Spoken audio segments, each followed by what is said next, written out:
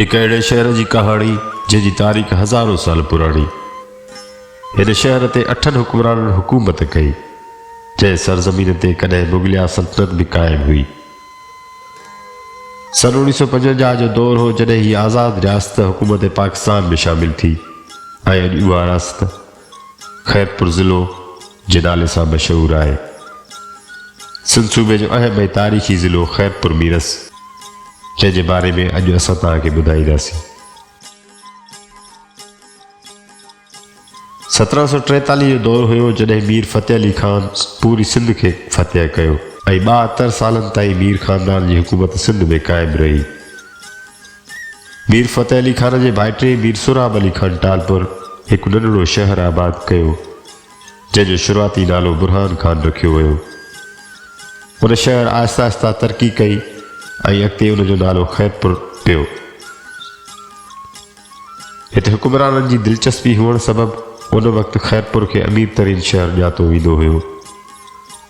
ज़िलो खैरपुर में 8 तालका आहिनि, जिन में पहिरों नंबर खैरपुर, ॿियो ठरी मीरवा, टियों किंगिरी, चौथों सोबोदेरो, पंजों गंबट, 6 फैज़गंज, 7 नारो ऐं 8 कोट जी शहर आहे।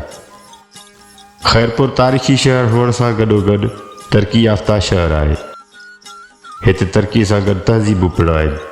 खैरपुर में ठहियल मीरनि जो फैज़ महल हिकु शाहकार इमारत आहे, जंहिंजी ख़ूबसूरती हिन वक़्तु बि क़ाइमु ऐं दाइमु आहे, जंहिंजी बनावट ऐं डिज़ाइन आला दर्जे जो मिसाल आहे। मीर हुक्मराननि जे तरफ़ां जोड़ायल महल खैरपुर जी ख़ूबसूरती जो उहिञाण आहे।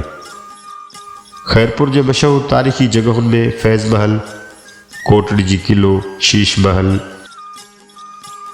खैरपुर जूं ॿियूं मशहूर जॻहूं जंहिंमें Shah Abdul Latif university, Mehran engineering university, IBA institute, community college, Khairpur government law college, Khairpur college medical teaching hospital ऐं नाज़ हाई स्कूल ऐं बिलावल भुट्टो पार्क आहे।